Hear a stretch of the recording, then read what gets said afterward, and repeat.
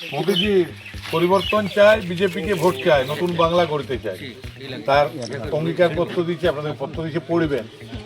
আর সবাই সকাল সকাল গিয়ে পদ্ম সবাই তো জানে, মা মনসার পূজা লাগে, দুর্গা পূজা লাগে, সব পূজাতেই পদ্ম, তাই ভোট পূজাতেও পদ্ম লাগাতে হবে। কি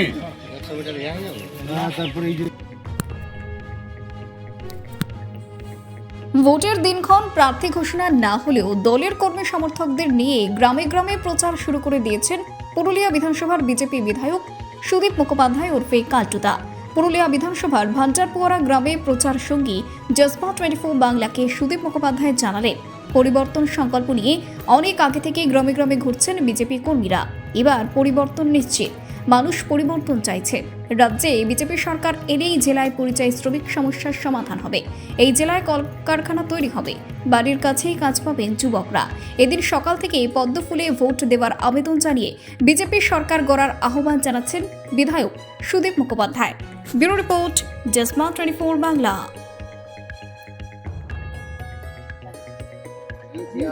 বিধানসভা নির্বাচনে এখনো দিনক্ষণ ঘোষণা হয়নি, তার আগেই পুরুলিয়া বিধানসভার বিজেপি বিধায়ক সুদীপ মুখোপাধ্যায় গ্রামে গ্রামে বলা চলে প্রচার শুরু করে দিয়েছেন। এবং আমরা এখন রয়েছি পুরুলিয়া বিধানসভার ভান্ডারপোয়ারা গ্রামে, যে গ্রামে তিনি বাড়িতে বাড়িতে যাচ্ছেন এবং নতুন বাংলা গড়তে বিজেপিকে চাই, পরিবর্তন চাই, এই স্লোগান তুলে বিজেপি যাতে ব্যাপকভাবে ক্ষমতায় আসে সেই কথাই বলছেন।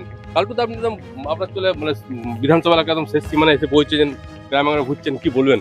দিন ভোট তো আমরা সবাই ঘুরছি, গোটা ভারতীয় জনতা পার্টি এখন পথে, বাড়িতে বাড়িতে। আজকে আমাদের সেই 10 তারিখ থেকে শুরু হয়েছে, হ্যাঁ, বিজয় সংকল্প যে আমাদের আছে, তা বাড়ি বাড়িতে গিয়ে মানুষের সঙ্গে জনসংযোগ, মোদিজির পত্রক বিতরণ, আমাদের বিজেপির অঙ্গীকার, হ্যাঁ, পরিবর্তনের বাংলার যে উন্নয়ন, যে বাংলার মানুষ আশা করে, সেই কথাই বিজেপি নিজের অঙ্গীকারের পত্রে লিখেছেন। এবং মোদিজি প্রচারে কিন্তু বলছেন সকাল সকাল বিজেপিকে পদ্ম ফুলে ভোট দেওয়ার জন্য কথা বলছেন, আজকে কিন্তু প্রচারই শুরু করে দিলেন। না, ও তো আমরা যখনই যে শুনুন একটা কথা বলে, ঢেকি যেখানে যাবো সেখানে ধানেই কুটবে, তার রাজনীতির লোক আমরা সেখানে তো যেখানে যাচ্ছি সেখানে তো ভোটের কথা বলবোই।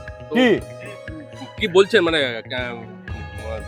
বাড়ি বাড়িতে যাচ্ছেন, কি বলছেন, মানুষ কি চাইছে? মানুষ পরিবর্তন চাইছে, ঘরের ছেলেরা সব বাইরে গিয়ে কাজ করছে।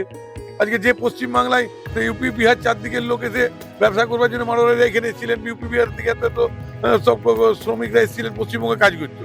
হাওড়া শিল্পাঞ্চল, ব্যারাকপুর শিল্পাঞ্চল, কি বলে আপনার দুর্গাপুর শিল্পাঞ্চল, চারদিকে আজকে কি হচ্ছে, আমাদের গ্রামগুলা খালি। আমাদের শিক্ষিত বেকার ছেলে আজকে কোথায় গেছে?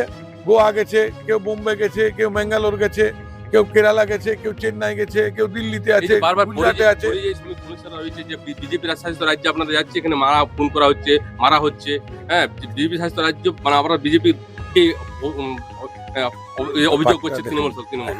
দুটা জিনিস আছে, এটা একটা মিথ্যা অভিযোগ।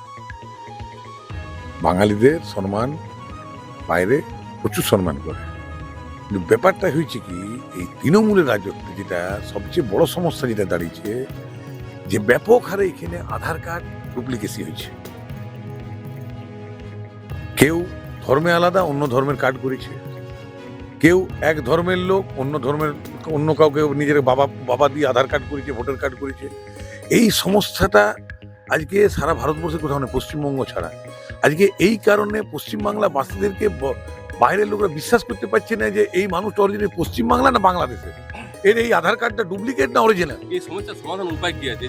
এই সমস্যার সমাধানের সমস্যার যে সমাধান একটাই, মোদিজির হাতে পশ্চিমবঙ্গকে তুলে দিয়ে। মানে বলছেন যদি এবারে বিজেপি সরকার আসে তাহলে কি পরিযায়ী শ্রমিক সমস্যার সমাধান হবে? বাইরে কি নিশ্চয়ই হবে। কাজ ইউপিতে হচ্ছে, ইউপিতে কলকারখানা হচ্ছে, এশিয়ার বৃহত্তম আপনার এয়ারপোর্ট হচ্ছে। আজকে একসময় ইউপিকে বলা হতো উল্টা প্রদেশ, উত্তরপ্রদেশে উল্টা প্রদেশ, এখন যোগীজি সোজা প্রদেশ করে দিয়েছে। আপনার বিধানসভা এলাকায় তো প্রচুর গ্রাম রয়েছে, এখানে বাইরে মানুষ কাজ করতে যাচ্ছে, অভিযোগ করছে বারবার। এবং আপনি না, কেউ হেনস্থার শিকার এখানে কেউ অভিযোগ করে না। ওটা অভিষেক ব্যানার্জিতে এসেছিল, একজন আমার সুখেন মাহাতো মারা গেছিল, কি যারা মেরেছিল আপনারা বুঝতে পেরেছেন, তখন আর নামটা তখন সব নরম হয়ে গেল, তখন আওয়াজ নরম হয়ে গেল। এবং তারা মারামারি যে কোনো জায়গায়, সব জায়গায় হতে পারে, তারা একসঙ্গেই খাওয়া দাওয়া করেছিল, এই করেছিল, সব ঘটনাতে সবাই জেনে। বহু বছর ধরে পরিযায়ী শ্রমিক সমস্যা রয়ে গেছে জেলায়, এটা মানে চিরস্থায়ী সমাধান কি আছে? এইটা চিরস্থায়ী সমাধান একটাই, জেলায় শিল্পবান্ধব পরিবেশ তৈরি করে শিল্প করতে হবে। এখানে কাঁসাইটাকে বাঁধা দরকার, জলের সমস্যা দূর হবে, পানীয় জলেরও, শিল্পক্ষেত্রের যে সমস্যা হোক।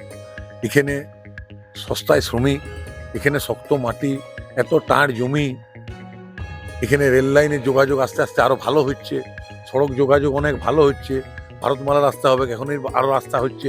তো তো আশেপাশে খনিজ সম্পদ আশেপাশে আছে, কয়লা আছে আশেপাশে, হ্যাঁ, অন্যান্য আকরিক লোহা আছে, অন্যান্য আরো ম্যাঙ্গানিজ ফ্যাঙ্গানিজ সবই পুরুলিয়ার আশপাশেই পাওয়া যায়।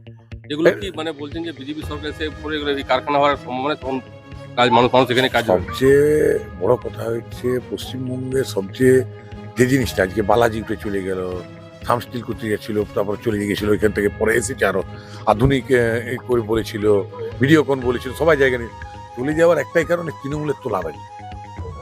প্রধান বলছে আমাকে দাও, অঞ্চল সভাপতি বলছে আমাকে দাও, উকে ব্লক সভাপতি বলছে উ তো অঞ্চলে, ব্লকেরটা কোথায় গেল, আবার জেলা পরিষদ এসে বলছে আমাকে দাও, জেলারটা কোথায় গেল, উ চলে আসে, সবাই বলছে দাও দাও, তোমার রোজগার না হোক, তোমার কারখানা হোক না হোক, আগে তৃণমূলের পেট ভরা। সেখানে কেউ থাকবে কি? যদি শুরুতেই যদি এই জিনিস হয়, যদি সন্তান প্রসব করার সময় রোগ নিয়ে জন্মায়, তো সেখানে কেউ থাকতে চাইবে?